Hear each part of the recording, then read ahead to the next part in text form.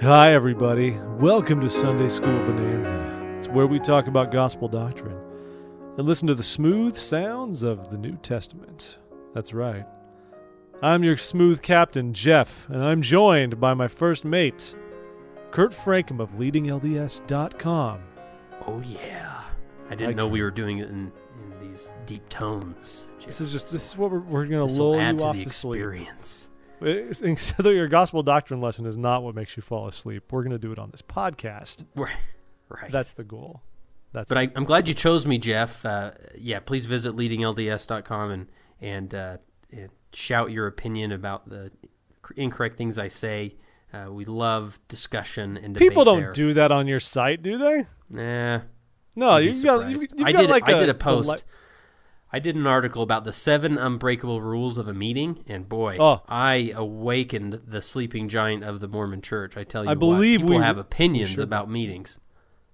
I think we shared that one over at This Week in Mormons. Oh, you should have. It was. I think it impacted the whole theme of our recent general conference. That's all I'm saying. Yeah, that's just the theme of death. That's the type of power that Leading LDS has in the discussions. Okay, President, take it easy there. I'm sorry. Right. Take it easy. But Jeff, I'm glad you chose me for this lesson because it's about a chosen generation. Yeah, and as you and I are the same generation, by choosing you, I'm effectively choosing myself, and so it's all reciprocal.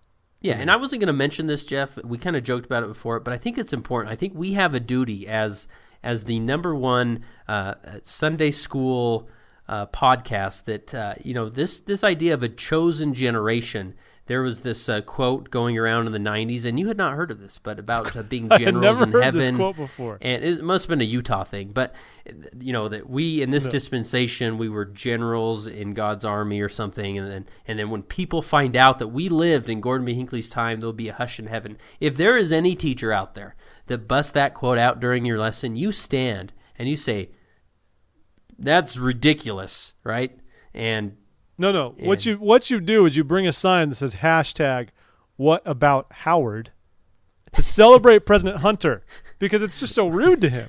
It was a quote. If we were to update the quote, we'd say it during President Monson's era, I suppose. I've always heard quotes, of course, about us being a chosen generation, and this is there are some legitimate quotes out there. These are the last days. We are a chosen people. We were held back in a sense to come in these more difficult periods. I've heard that overall. I've never heard it ascribed to one particular. Nobody will bow to you in heaven. You can probably guarantee that. We will be doing the bowing, and it will be doing towards Christ. Boom. Takes it there. Recovers it. Takes it. No more fumbling. You are not BYU's football team. You are winning, sir. That as a season ticket holder, Jeff, that hurts. Oh, sorry about that. All right, so tell us about Jude and Peter, Jeff. We haven't even talked about the lesson. It's lesson 43. Sorry, everybody, a chosen generation. Yeah, you're in the books of 1st, 2nd Peter, Jude. Peter, of course, is Peter. You all know him, hopefully at this point. Jude is apparently one of Christ's brothers after James, and so Jude wrote his very short epistle, but that is who it's related to and where it comes from, is our understanding. Now, Kurt, you love the attention activity in this lesson. Explain it to us briefly. Paint for me a word picture. Bishop Vaughn J. Featherstone, he was the forgotten apostle. He was destined to be in that quorum, but nobody. He didn't make passed it. Away. Instead, you know who got called? 3 white guys.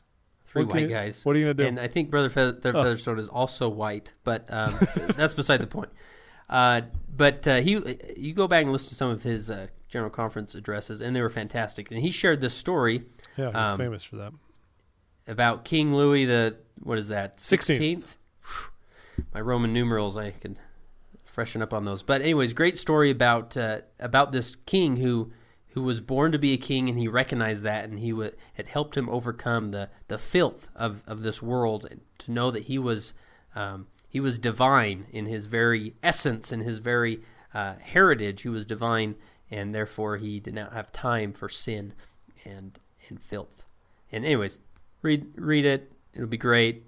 That's all I'm going to say about that. I think there's plenty to say about it. There are great implications for us because we are promised here in the temple, even temple stuff, we're promised great things that can come our way if we choose to keep the commandments. And yet, how easily do we live beneath our privileges in the sense? How easily do we lose sight of that stuff sometimes and not remember that, no, I will be a king or what have you. I can be a spiritual king with myself and my family, whatever my calling might be.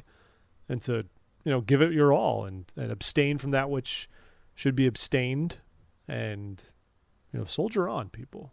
Yeah, and that relates in the lesson about in the first section here of the lessons called Live in Faith and Holiness as a Chosen Generation. It references Jesus Christ, and in 1 Peter chapter 1:8 it says, Be not thou therefore ashamed of the testimony of our Lord, nor of me his prisoner, but be thou partaker of the afflictions of the gospel according to the power of God. And so we should be proud to be Christians, be followers of Christ, and that we are a chosen generation, and we should be proud of that and let others know that they're welcome in the house of the Lord.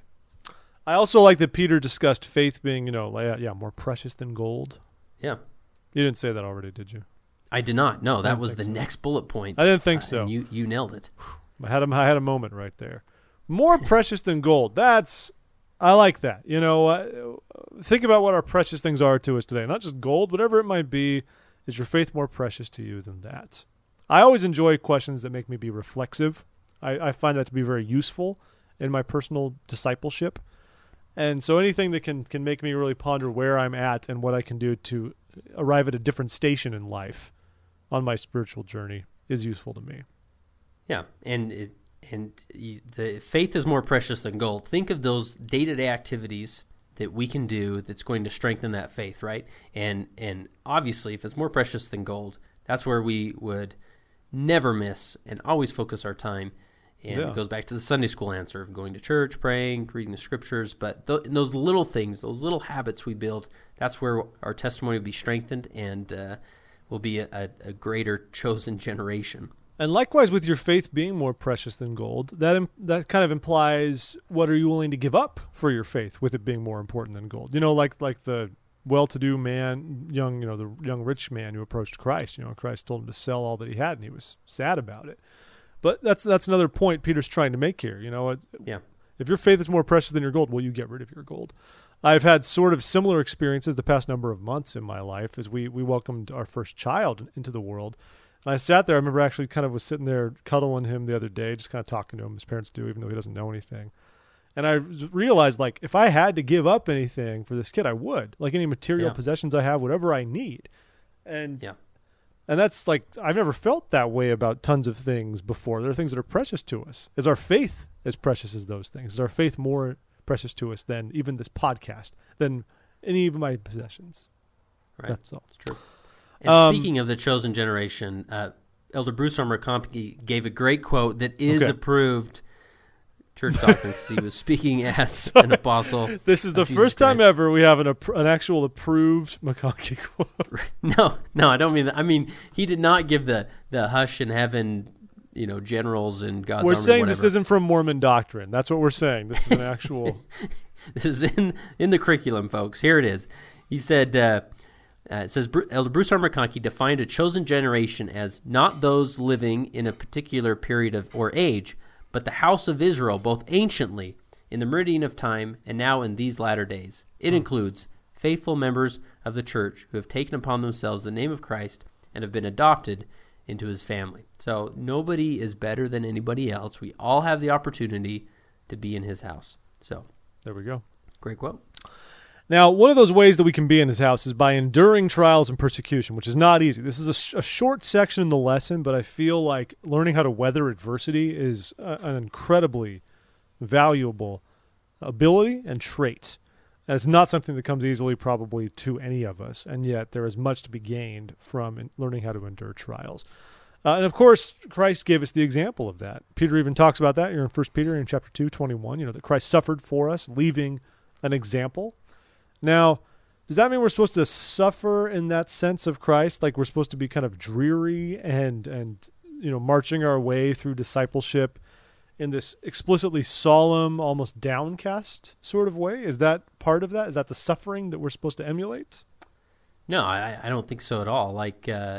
And maybe it goes, it reminds me of a quote, and I don't have the quote in front of me, don't have verbatim, but I remember Elder Holland referencing somebody asking him, would you be willing to give your life for Jesus Christ? In the sense of actually being killed in the name of Jesus Christ. He kind of turned around and said, well, isn't that what I'm doing, right? Especially as an apostle, somebody who's will serve in that calling until the end of their life. I mean, I think it's not necessarily just walking around being willing to take on any persecution, but serving and being proactive in your faith and letting your faith shine rather than holding it and waiting for somebody to persecute you for it. Yeah, and sometimes I do think, I don't want to go too far on a tangent here, I think as Latter-day Saints sometimes we do have a bit of a persecution complex given our Restoration era history, you know? And I don't think there's, of course, anything wrong with learning the lessons from that and being proud of our heritage. And sometimes I think we do lean on that perhaps even more than we need to establish the narrative of who we are as Latter-day Saints. 'Cause we act like everyone's out to get us even today. And in some places people are out to get us. I have friends across the world or the U.S. where the church is not as ingrained in some of, the West and such. And there is a lot of opposition still towards the church in many places. And that's normal, and that's what's going to happen. And that's sort of our cross to bear, in a sense, in these latter days and being part of the chosen generation, in that we're under great scrutiny. There will be many people who want to persecute us for being Mormons or just not understand us or whatever it might be, despite, umpteenth peer PR efforts from, Bonneville Communications and whatever hashtag we're trying to do this holiday. Right. But it's going to be there, and we need to learn how to deal with that and how to understand that it's okay to endure stuff and turn the other cheek and be Christ-like and still love our neighbors, love those who despitefully use us, who condemn us, who use us, all that stuff. And to make the most of it. You look like you were looking something up as I was talking. I do. I've got something here because this section, I think the point is, it asked the question in the teacher's manual: how did Peter counsel us to respond to such circumstances? And it references 1 Peter 3:13 through 17. But it says, "And who is he that will harm you if ye be followers of that which is good? And if ye suffer for righteousness' sake, happy are ye. And be not afraid of their terror, neither be troubled." And obviously Christ set the perfect example. He was more than persecuted, more than tortured, but he still defaulted to love. And it's such a hard mind frame to get into. But, as we are persecuted, whatever level that may be, which obviously is hard to compare with what Christ suffered. But, we should take it as a badge of honor, saying, wow, I actually stand for something, and I stand for Jesus Christ. So, moving on, new topic now, back into the lesson. Calling and election made sure. Very interesting stuff here in 2 Peter chapter 1. What on earth does that mean? We're getting into much more esoteric realms of doctrine with calling and election made sure, I think.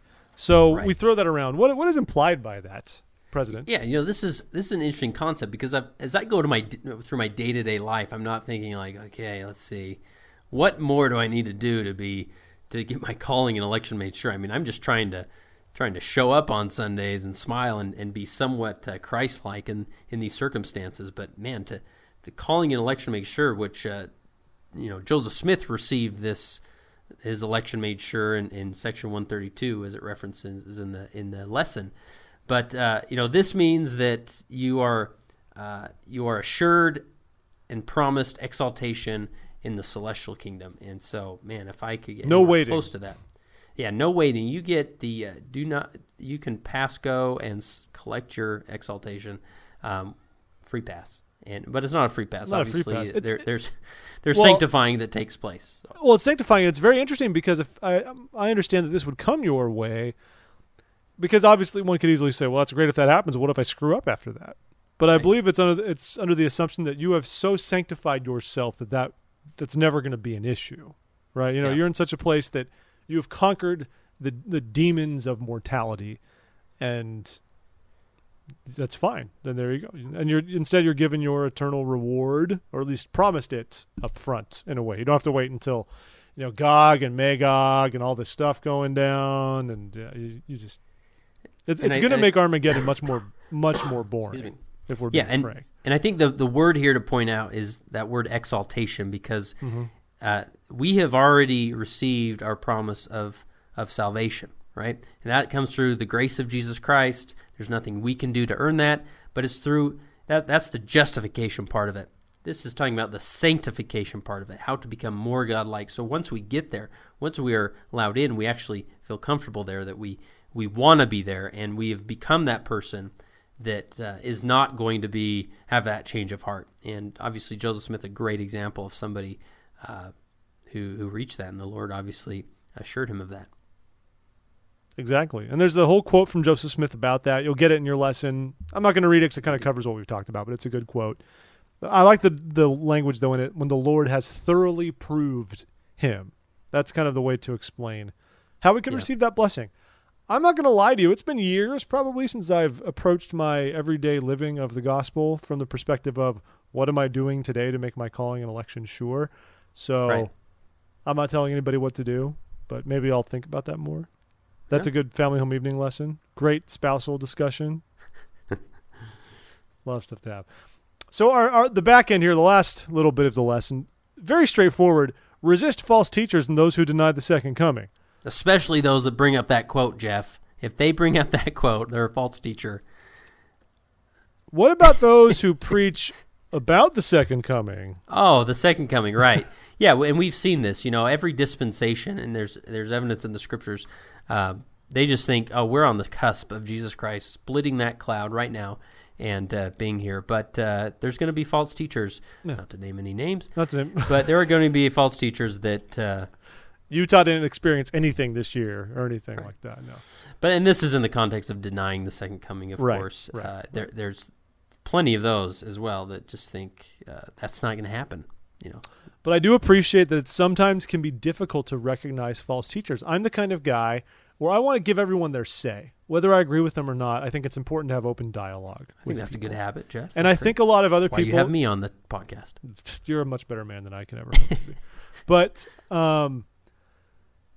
you have to make sure to be vigilant about those things, because I think everyone has certain positive things to bring to the table. Absolutely. But sometimes you still have to take a step back and recognize, but am I being taught false doctrine? Has someone's opinion veered into the realm of teaching false doctrine? And we should be vigilant of that in other people, and be vigilant of that in ourselves, and make sure that we are doing that. I mean, one of the things when I got my calling in the Elders Quorum, one thing that was really stressed to me, which I'd never given much thought, is that one of my chief responsibilities as quorum president is to ensure that correct doctrine is taught in our quorums and anywhere else in the ward for that matter. That's like a very specific charge with my office, with my calling. And interesting responsibilities that we have as Latter-day Saints to ensure those things and avoid bad stuff. I mean, I don't have anything else to add beyond that. Just don't be dumb, people. Do make good choices on this front. Don't speculate too much. Not too much. It was difficult when we had new apostles being called, to speculate, not speculate. Right. That was fun. What can you do? So I feel good about this. I'm ready to go home now. Good lesson, Jeff. No, thank you, Kurt. Good lesson to you. This was lesson 43, everybody. A chosen generation in the New Testament manual. Of course, please join us at thisweekinmormons.com. Contact at thisweekinmormons.com, social media. Write a review on iTunes, all that good stuff. Kurt, where can people email you if they want to email you at all? Yeah, email me, Kurt at leadinglds.com, or just come visit me over at Leading LDS. And I appreciate you allowing me to encourage people to do that. We're all in this together, Jeff, to promote a better world of Mormon. Yep. That's what we're in, a better world of Mormon. That sounds like the latest amusement park in Orlando. It's just showing up. It may be coming. Anyway, thanks for being here, Kurt. It's good to have you with us. Appreciate your time. Everybody, thanks for taking time to join us on Sunday School.